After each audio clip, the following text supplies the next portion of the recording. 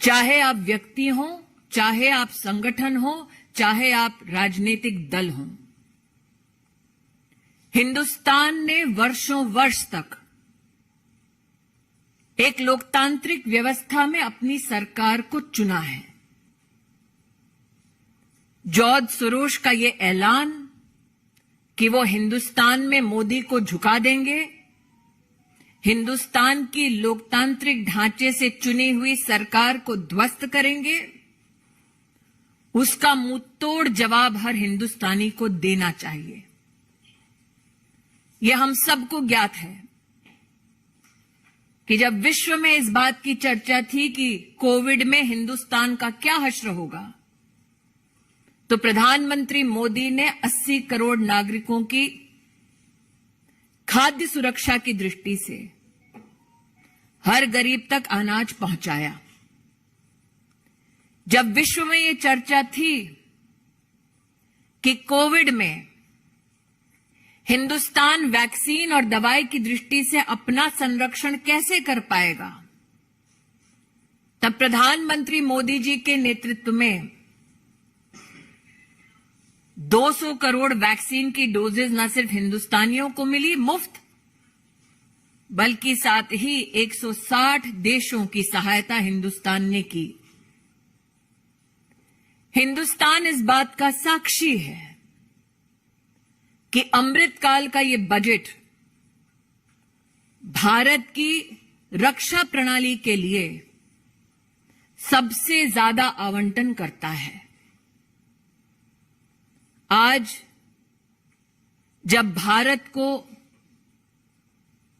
America के राष्ट्रपति, France के राष्ट्रपति, इंग्लैंड के प्रधानमंत्री आभार व्यक्त करते हैं कि उनके देशों में हिंदुस्तान और हिंदुस्तानियों की वजह से आज आर्थिक संबंध और मजबूत हो रहे हैं, जब भारत विश्व की 5वीं सबसे बड़ी अर्थव्यवस्था बनकर उभर रही है, ऐसे में हिंदुस्तान के लोकतांत्रिक ढांचे में हस्तक्षेप करने का ऐलान करने वाले जॉर्ज सोरोस को एक स्वर में हम जवाब दें कि लोकतांत्रिक परिस्थितियों में लोकतांत्रिक ढांचे से चुनी गई हिंदुस्तान की सरकार और हिंदुस्तान के प्रधान सेवक नरेंद्र मोदी ऐसे गलत इरादों के सामने सर नहीं झुकाएंगे। जब जब हिंदुस्तान को चुनौती दी गई, हमने विदेशी ताकतों को पहले भी हराया है, आगे भी हराते रहेंगे।